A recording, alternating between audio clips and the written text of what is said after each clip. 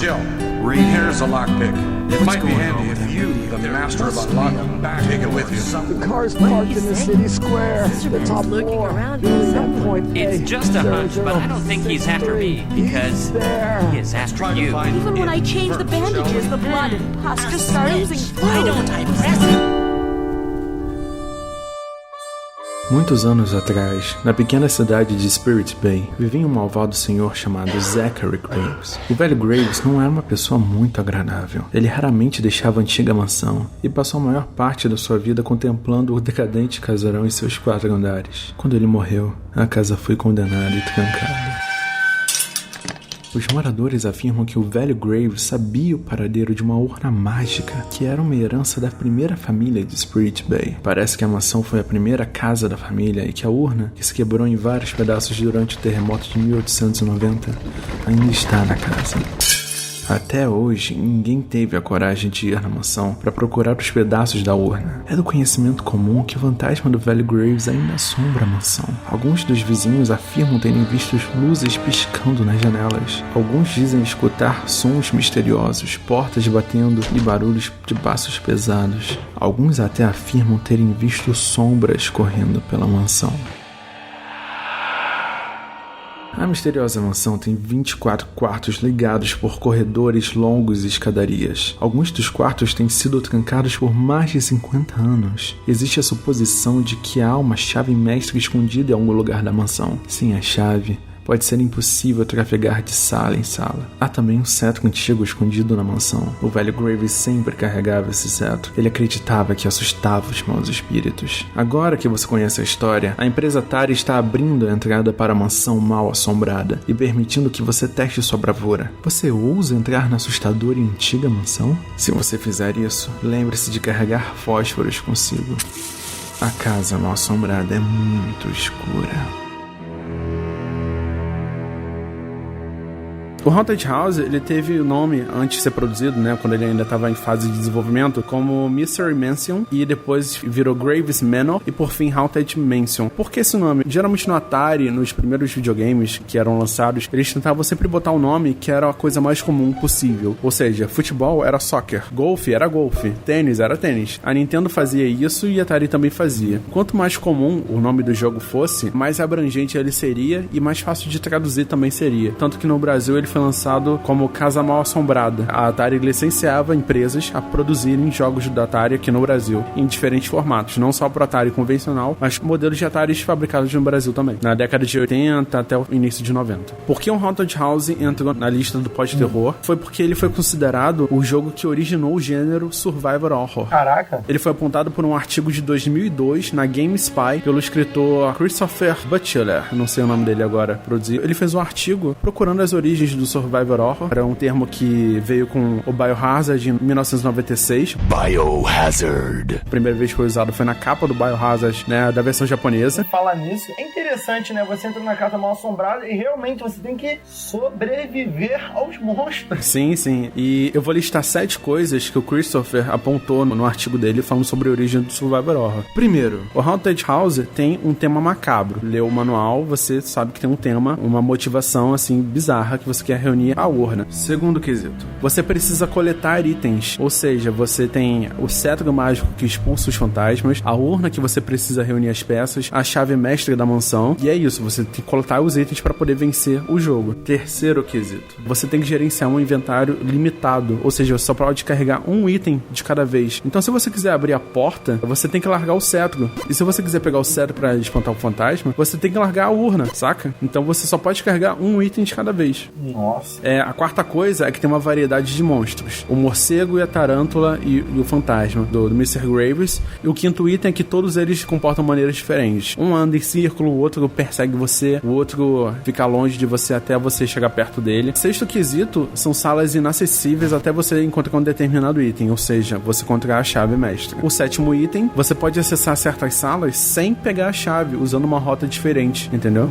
Que acontecia muito no Resident Evil também. Foram esses 7 quesitos que o Christopher Butler provavam que o Haunted House era um dos primeiros ou o primeiro jogo de survival horror nos consoles daqueles tempos. Assim, o pessoal mais novo pode achar, eu nunca joguei isso. Tudo bem, gente. Eu também não era dessa época, o Fernando também não era. Mas é um conhecimento e também serve pra você. O Fernando vai provavelmente deixar um link aí. Você joga um pouquinho, joga os seus 15, 20 minutos. Agora, depois de escutar o programa, você vai achar maneiro. Não adianta estar falando que você tem que jogar, tem que ser fã, jogar 15 vezes no dia, 10 horas. Não. Joga um pouco pra você se divertir. Você vai gostar. Os jogos da Atari você encontra no emulador no próprio site da Atari, online, pra você jogar. Isso é muito maneiro. Requer flash, mas dá pra jogar tranquilo vários jogos da Atari, inclusive o Haunted House. Eu vou deixar o link no post também. Esse artigo do Christopher Butler pra GameSpy, ele saiu do ar recentemente. Eu procurei ele de novo pra poder linkar aqui, mas eu não achei. Então, por isso que eu traduzi ele e vou postar aqui nas notas um link com o artigo dele traduzido no Pod Terror, pra quem quiser dar uma lida no artigo completo. Beleza?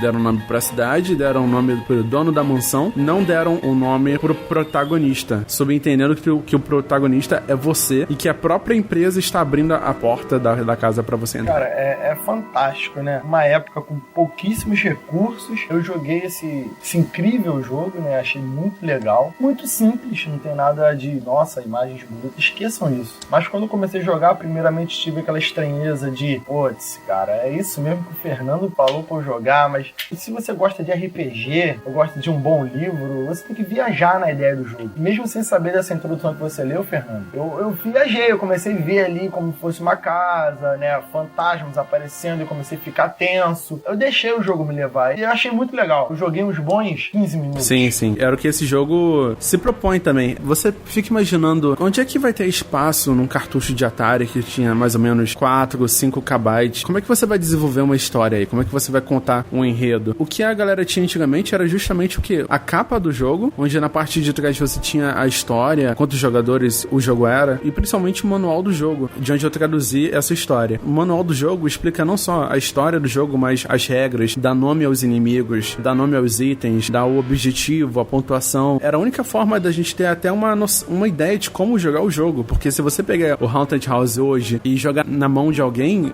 se a pessoa não souber que são 6 salas por andar e tal, a pessoa realmente não sabe o que fazer. Fernando, justamente, quando eu entrei no jogo sem informação nenhuma, são 2 bolas com um negócio preto, e eu fiquei, eu sou isso, aí fica andando pra um lado pro outro, né? Daqui a pouco eu batia na parede, a parede mudava de cor, a sala mudava de cor, aí eu não entendi direito, depois que eu fui, calma aí, isso aqui são meus olhos, né?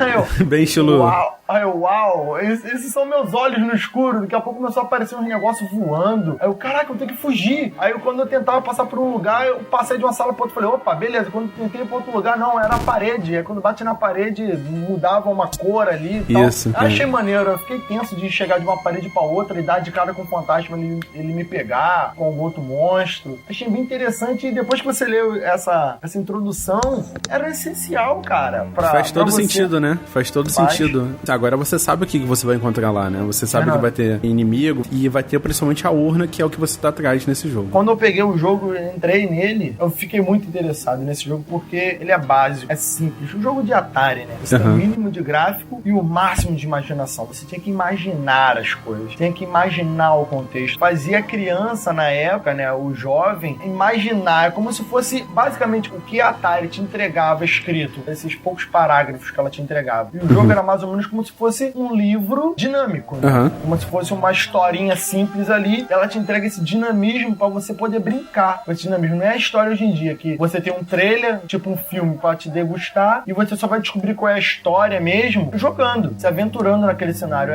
Aí era o contrário. Você tinha a história e depois ali te introduzia como que é o efeito, né? Como que é o jogo ia correr. Uma coisa que as pessoas usavam muito antigamente, a própria capa do jogo, né? Os jogos de Atari e de Nintendinho eram às vezes uma decepção muito grande, porque eram paisagens incríveis. Uma capa muito infame também, Mega Man 2 para Nintendinho. era um cara com uma pistola, um cara vestido de roupa azul com uma pistola. O desenhista não sabia, ele tinha um canhão no braço, entendeu? Nossa Então senhora. o Mega Man tinha uma pistola e dá uma ideia muito errada também, tipo, a utilização de armas, as crianças jogando jogos de tiro e tal. A classificação também caía um pouco nessa quesito. Mas a capa do jogo, da Haunted House, é uma junção de todos os elementos. São os 3 inimigos e os olhos gigantes, né, que o jogo te dá. A única coisa que você consegue ver no jogo de si mesmo são os olhos. Justamente. E isso é muito bem colocado porque é uma referência direta do Papaléguas, do Coyote ou do Pernalonga, naquelas cenas que tá tudo escuro e você só tem os olhos acesos na escuridão. É um ótimo recurso usado pelo jogo Sim, pra sim. te dar um personagem, né, com um mínimo de gráficos e uma explicação, né? Imagina se ele tivesse que desenhar um bonequinho daqueles bem simplesinhos andando de um lado pro outro. Não, vou botar os olhos, que vai ficar mais realista. Que é isso que tu falou da capa dos jogos, cara. Todos os jogos eram assim. Todos os Sim, jogos. todos eram. E detalhe, eu tô falando muito mais de Mega Drive e Super Nintendo, que eu lembro mais, que eu joguei muito mais do que Atari. Mas imagina do Atari, que tinha uma qualidade menor, né? Então a capa, ela te vendia um produto literalmente imaginativo. Você tinha que imaginar. Tu ia jogar, sei lá, um Pitfall da vida, tu viu praticamente um Indiana Jones na capa. Tu ia jogar, era um gráficozinho borrado, um pixel estourado. Eu não vivi a época do Atari, foi em 81, eu nasci em 90. Você nasceu em quando? 86. 86. Eu joguei pouquíssimas vezes Atari. Deve ter jogado aí umas 10 vezes na casa de amigos do meu tio, sabe?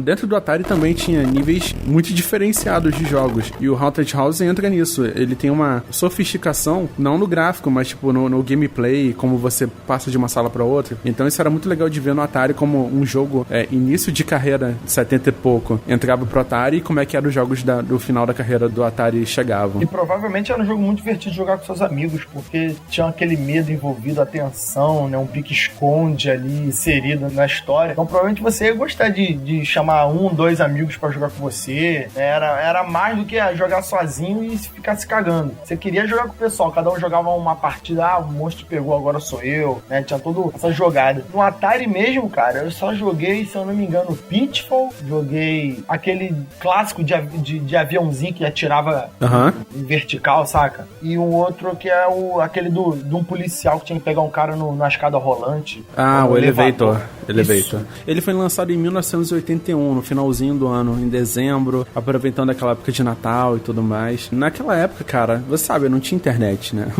Você tinha um Atari, você tinha um Nintendinho, sei lá. No Brasil, mal tinha telefone, cara. O telefone aqui era um mal tinha telefone, cara. E era presente de casamento, eu lembro. Por aí. Em 81, cara, era muito famoso e você encontra no eBay pra comprar revistas, tipo essas de cosmético que a sua tia, sua avó carrega da Avon, da Jequiti. Então, nos Estados Unidos, era muito comum você ter revistas de presente de Natal. E lá você tinha revistas inteiras de presente, que era uma seção inteira de videogames, até uma seção inteira de armas, saca? Na página do lado. Nossa. Então você tinha roupas e tinha brinquedos e tinha uma revista só pra criança. Então o que você fazia? Você circulava na revista o que você queria e entregava pro revendedor. Ele uma semana depois chegava pelo correio pra você. Padrão, é o que tem aí hoje em dia. Mas o grande problema é que você dependia dessa revista pra saber se o jogo era bom ou não, cara. Se você tivesse seus entre 6 e 10 anos e você não comprasse uma revista pra saber como era o jogo, a única informação do jogo que você tinha era uma imagem pequenininha da imagem do jogo, que às vezes vinha errada, ou a capa do jogo e o preço do lado. E a você capa, não fazia... né, cara? A capa, e a que capa era do jogo. Armadilha, né, cara? A capa era uma puta armadilha. Olha cara. o gráfico lindo da capa. Vem, tu caralho, é agora. Eu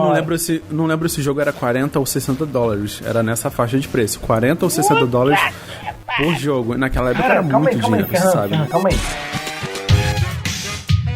Quem que já viu Todos Odeiam o Chris, né? Não precisa ser professor de história, só ver Todos Odeiam o Chris que tu vai ter noção do que são 60 dólares na década de 80, cara. É muito dinheiro, cara. É uma fortuna, cara. Um carro custava 200 a 300 dólares. Vamos pagar 60 dólares num cartucho de jogo. Eu acho que era 40, tá? Mas mesmo assim era bastante dinheiro. Mesmo assim era dinheiro.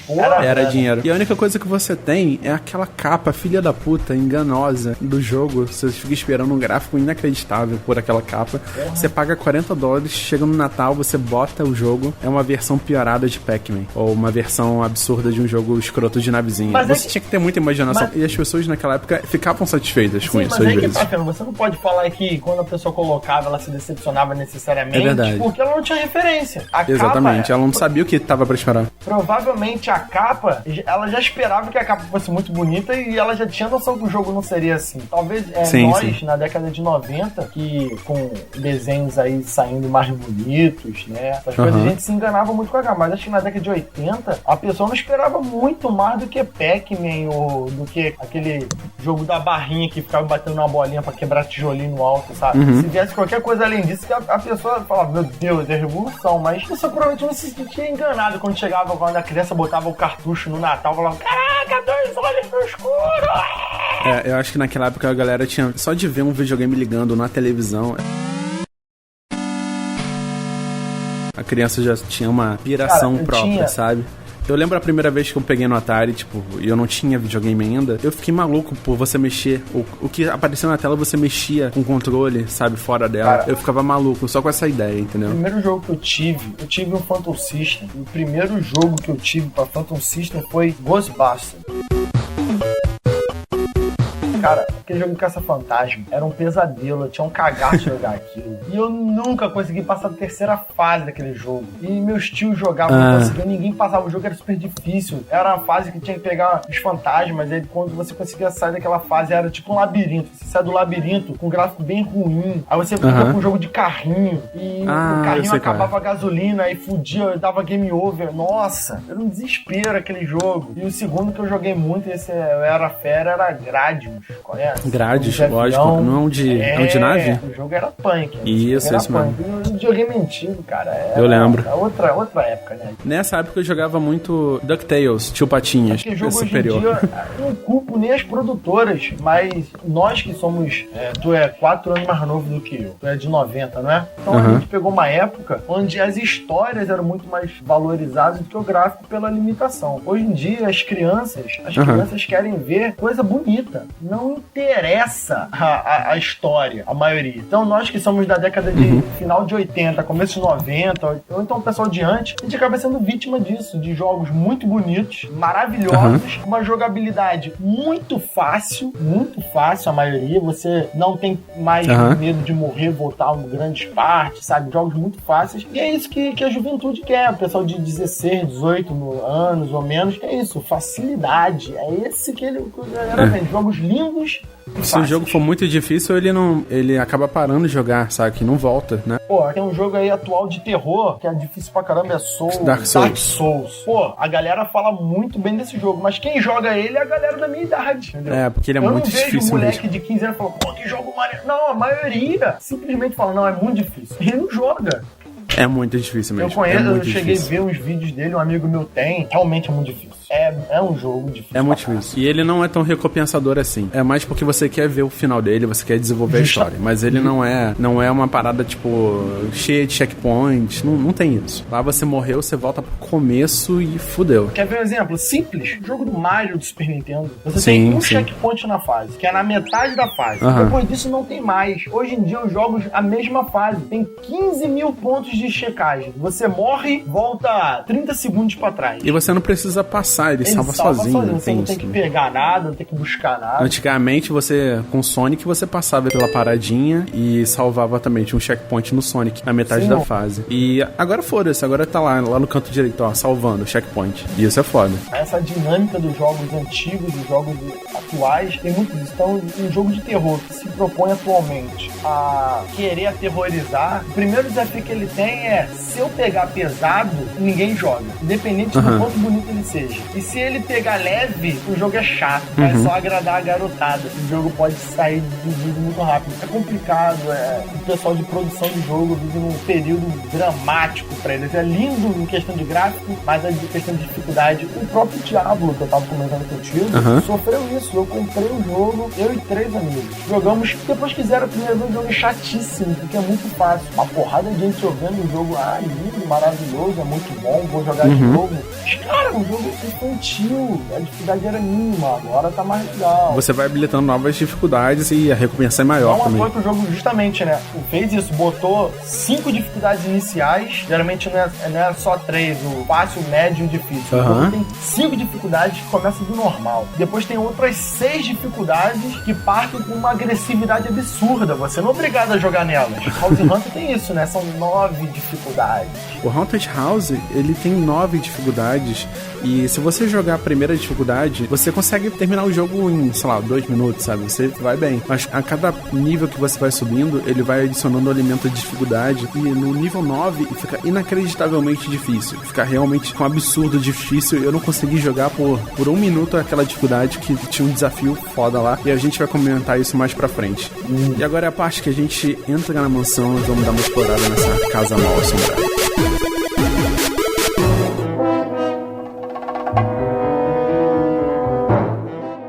Senti falta de uma coisa, mas eu entendo, porque é uma limitação gráfica, mas eu me senti falta de entrar na, sabe, 2 segundos de imagem, um bonequinho entrando na mansão, sabe, porque quando o jogo começa sem uma explicação nenhuma, eu não sabia o que se passava, como eu disse, eu demorei pra perceber que era 2 olhos e tal. Baseado no que a gente leu agora do manual, baseado na história do jogo, como as pessoas compravam o jogo, você é um jovem morador, um adolescente de, sei lá, 16, 17 anos, pode ser qualquer idade, o jogo não te determina nada sobre isso. Não tem sangue, não tem nada, mesmo que tivesse sangue, seria um pixel voando, então... Exatamente. Na verdade, a maioria dos jogos lá não tinha sangue, propriamente tinha vidas. Então você tem 3 vidas, 8 vidas. No caso do jogo, você tem 9 vidas. Cada vez que você leva uma porrada de um bicho, seus olhos rodam, a tela fica piscando, que nem uma louca. Aí você perde você tem 9 vidas. Quanto mais vida você tiver no final do jogo, melhor a sua pontuação. Você foi convidado pela sua família, seu tio, a pegar a urna que tá quebrada dentro da casa de um velho que morreu. Essa é a história do jogo. Alguém falou, olha só, tem uma urna lá que é valiosa, invoca os demônios, que faz os paranauê da vida, que ela foi quebrada num terremoto de 1890 e que o velho Zachary Graves, que mora lá, que morava, né, que morreu agora, ele sabia que essa urna tava lá e que tava quebrada, espalhada pela casa. Então, o nego fala assim, cara, olha só, eu sou o cara do trato feito. Beleza? Eu sou o cara do trato feito, eu falei, cara, essa urna vai valer um dinheiro forte. Eu vou lucrar milhões com essa porra, eu vou ganhar um dinheiro. Mas óbvio que ele não vai falar isso. Ele vai falar o seguinte, cara, aquela urna tá valendo uma Coca-Cola e um salgado ali no chinês. Você pega pra mim que eu te dou 5 salgados e 1 semana de Coca-Cola. Feito. Você com 15, 16 anos, tá voltando da escola, ainda tá cedo, não tá escuro. Pô, beleza, show de bola. Você vai atrás dessa urna, reunir esses 3 pedaços e entra na mansão. Peraí. Mistério e missão impossível, por favor. A mansão, cara, parece um prédio, na verdade. São 4 andares, cada andar com 6 salas diferentes. Essas salas, elas são todas na mesma tela. Não tem diferença. Elas são separadas por uma portinha pequena. E você consegue ver na tela justamente essas 6 salas. Algumas são escondidas pra baixo. É só você andar um pouquinho pra baixo que elas vão se revelando. A única tela que muda são os andares. Então, quando você muda de um andar pro outro, a tela muda, entendeu? E como é que você sabe que mudou o andar? Pela cor da parede da sala. Então, vamos fazer o seguinte. Me fala um aluno seu que faz bagunça, mata a aula, faz o quê? Vamos botar ele dentro do jogo. Vamos chamar ele de Pedrinho. Pra gente não ser processado. Pedrinho, seu aluno Pedrinho. Pedrinho entra na casa. O que você entendeu da casa? O que apareceu pra você ali? 2 olhos, paredes e quadrados gigantes escuros. O Atari tem um botão só, entendeu? Então só tem uma coisa pra fazer nele. O que fazia? O botão não achei botão de ação, não. O botão de ação, ele acendia um fósforo que iluminava em volta de você. Caraca, eu não cheguei a acender o fósforo, não. A casa é muito escura. Na verdade, ela é tão escura que não dá pra distinguir uma sala da outra. Ou não dá pra distinguir um andar do outro. Mas isso não... Eu reparei que essa casa não tinha móvel nenhum, né, cara? Não tinha. As paredes são quadradas. Cada andar é pintado de uma cor. Vermelho, azul, verde e amarelo, acredito. E a única coisa que aparece na tela pra você são os olhinhos. Referência do Pernalonga, do coiote. O que acontece? Quando você sobe de escada, a única coisa falando pra você que você subiu pra um andar ou desceu pra um andar é um barulho, um riffzinho de 4 notas ou 5 notas crescente. Então seria... E quando você desce a escada, você tem um barulhinho descendo o tom.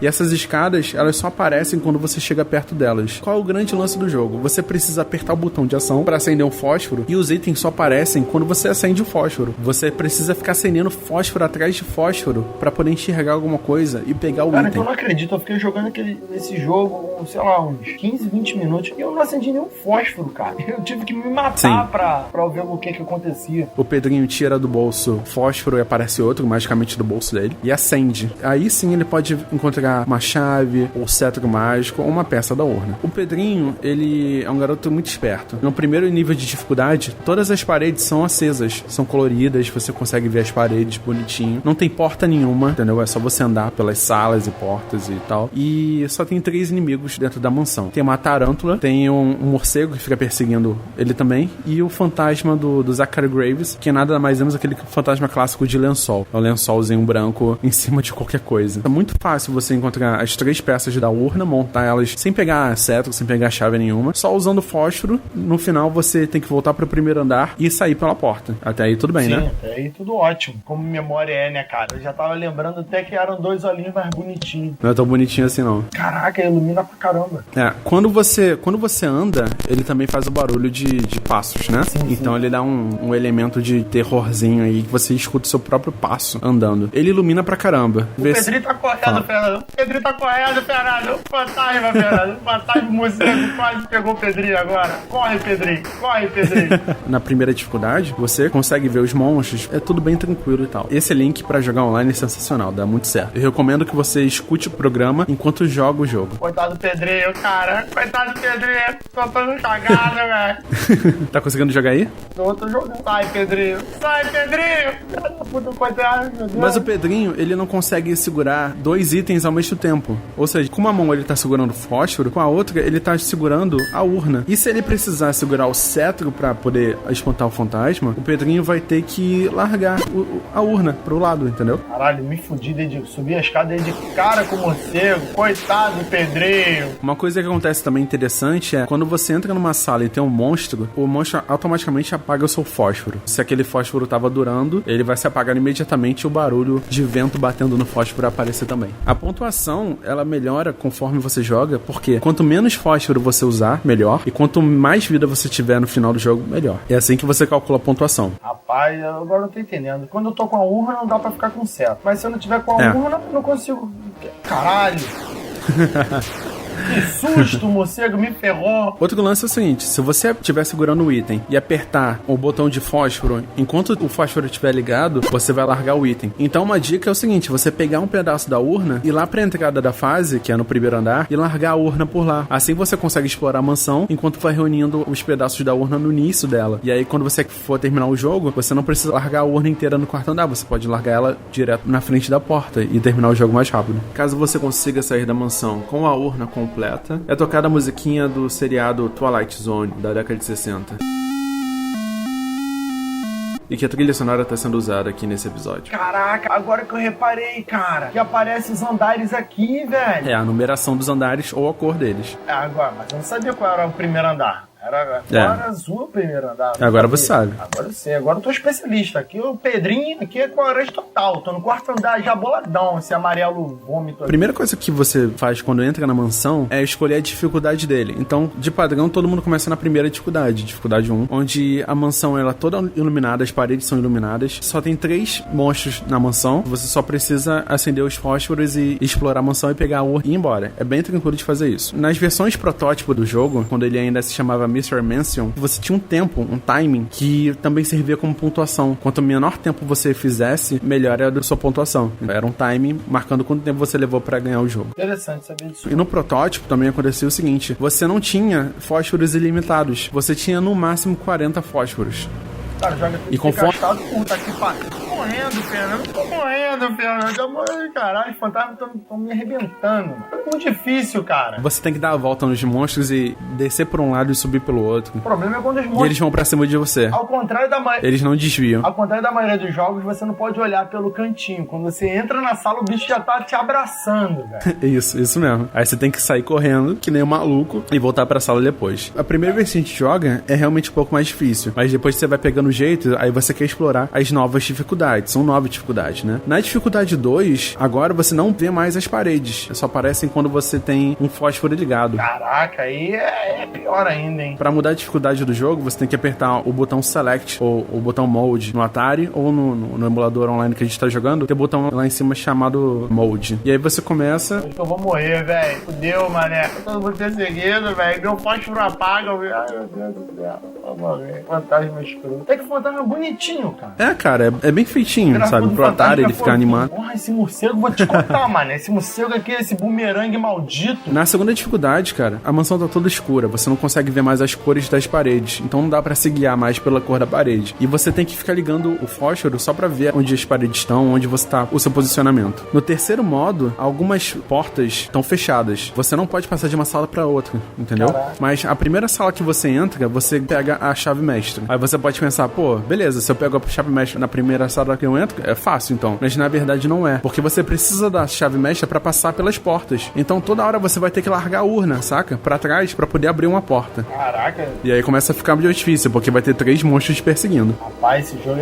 eu acabei de perder, cara. Eu não consegui vencer. Olha só, o jogo me venceu. Aham. Ele tá por um jogo de Atari, eu, um cara moderno. É bem complexo mesmo. Na dificuldade 4 já, agora a chave mestra vai estar numa sala diferente toda vez que você jogar. Então agora não tá mais na primeira sala, você vai ter que caçar a chave mestra pra poder prosseguir no jogo. Então dá um pouquinho de dificuldade a mais e você vai perder mais tempo desenvolvendo no jogo. Quinta dificuldade do jogo, tem tudo isso que tinha antes na quarta dificuldade, mas eles botam 2 aranhas a mais te perseguindo. Caraca, aí é 1 milhão de aranhas.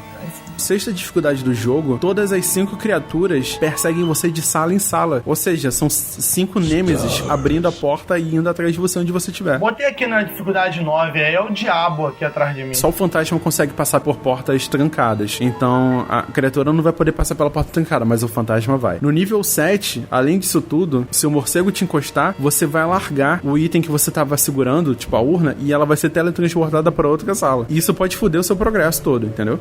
Cara, não dá pra jogar dificuldade 9, velho. Pressão demais, cara. Meu Deus do céu, velho. Agora, no nível 8, todas as criaturas se movem muito mais rápido e o fantasma não é mais espantado pelo cetro mágico. O fantasma vai pra cima de você mesmo com o cetro mágico ou não. E no nível 9, que é tudo isso que a gente falou até agora, com todas as criaturas perseguindo, fantasma vindo atrás de você, tudo escuro, chave mestra na puta que pariu. Se alguém te encostar, você perde o item e vai pra outra sala e tal. Todas as salas e portas e tudo mais mudam toda vez que você joga o jogo de novo. Ou seja, é randomizado no nível 9. Você não consegue ter os 2 jogos no nível 9 iguais. Cara, é bem difícil o jogo. Aí, dá pra perder o dia inteiro jogando isso. É brutal, cara. Antigamente, eles davam pra você, tipo, isso, sabe? Ah, beleza, é um joguinho que você tem que pegar as urnas e tal. E aí você vai subindo de nível, cara, você vai ficando maluco, cara. Até chegar no nível realmente desafiador, que é o nível 9. Sei lá, acho que o nível 5 já começa a ficar bem difícil. O nível 9 é muito apelativo. Quanto mais você jogar, mais fácil vai ficando o jogo, porque você vai pegando os macetes. Mas o grande lance do nível 9 é que você precisa decorar as salas e as portas. Então você tem que saber onde é que tem uma escada pra você descer pro segundo andar, pra você dar a volta e ir pro terceiro andar, sabe? Uhum. Você tem que saber todos os macetes e vai decorando isso com o tempo. E é bem difícil, né? E é um jogo de survival horror, cara. Estimula a memória, você estimula o seu esfíncter, estimula várias coisas. O reflexo e a imaginação corria solta.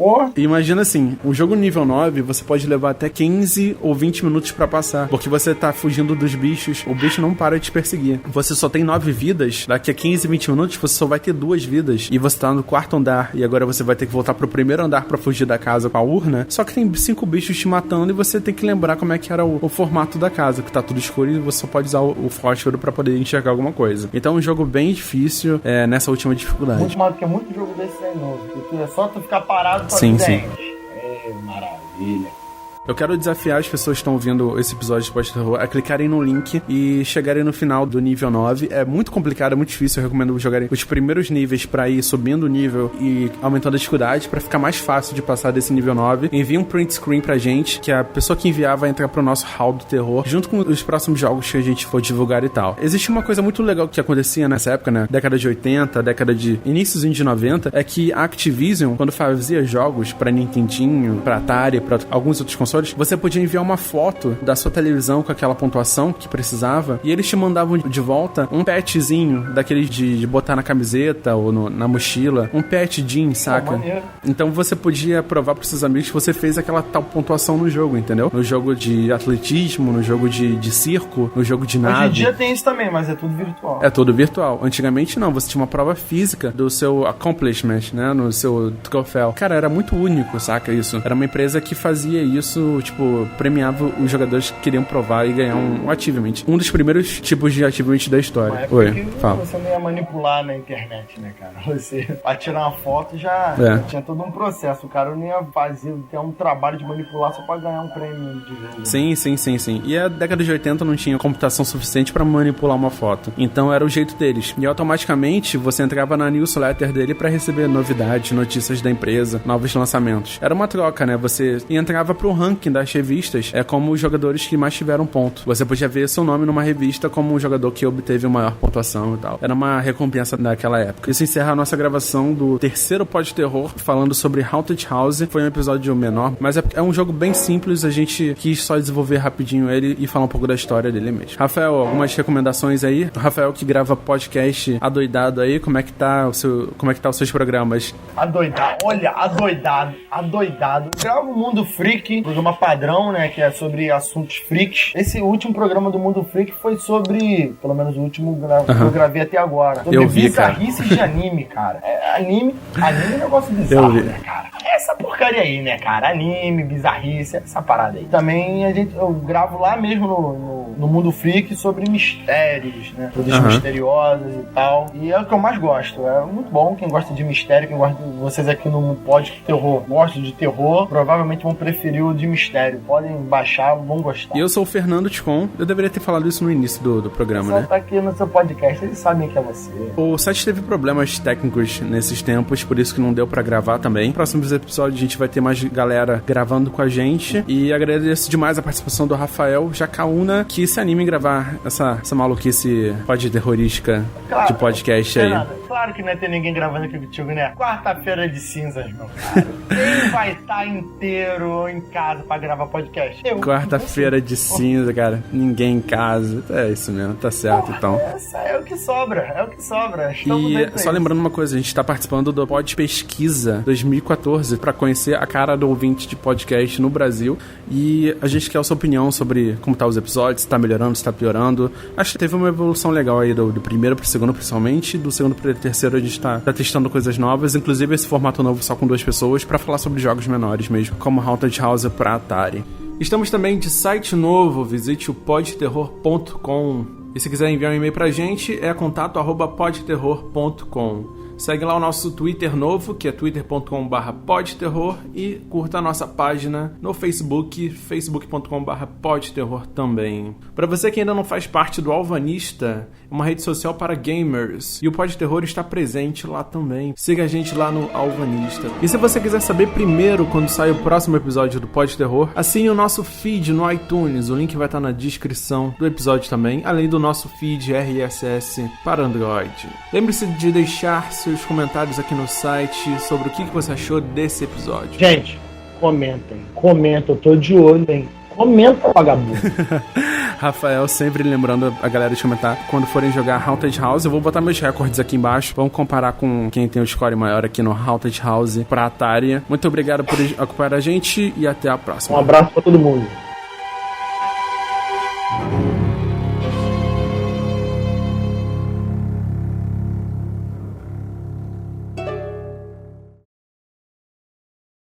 Fora quando o aluno quer discutir comigo, quando eu falo assim, você tirou isso da internet, ele vira e falou, você não pode provar que eu tirei da internet. Filha da puta, né? Aí, aconteceu isso semana passada, cara. Aí eu olhei pro aluno, semana retrasada, eu olhei pro aluno e falei, você senta aí que eu vou te esculachar. Aí ela, aí todo mundo olhou pra cara dela, aí eu abri o trabalho na frente da turma e falei assim, turma, vocês estão vendo esse sublinhado debaixo de palavras? Estamos. Isso significou o quê? Aí a turma, que ela tirou do Wikipedia. Aí eu olhei pra aluna, isso é só A primeira coisa, agora segura o resto. A garota quase entrou embaixo da cadeira. Pô, óbvio, né?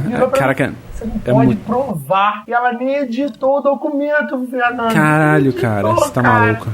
Além de querer essa facilidade, ainda é burro na hora de copiar a parada, né? É isso, cara, sabe? Que, pô, eu falei, gente, vocês podem tirar da internet, mas, pô, tenta me enganar. Eu sei que é difícil, às vezes eu até vou fingir que tô sendo enganado porque foi um trabalho bem feito, entendeu? Mas, pô, na minha cara tu tá me esculachando. Eu estudei 6 anos e não é pra ser esculachado, Caraca, cara. Surreal, cara. Desculpa, né, professor? Eu falei, no mínimo que você me deve desculpa, né? No mínimo. Vai entregar o trabalho semana que vem valendo menos pontos. Eu sou bom. Ainda falo que nem o Chester do 300. Porque eu sou bom. Tá aí, agora eu quero ser professor. Parece uma parada muito maneira de fazer. Cara, eu gosto de ser professor. Nessas situações.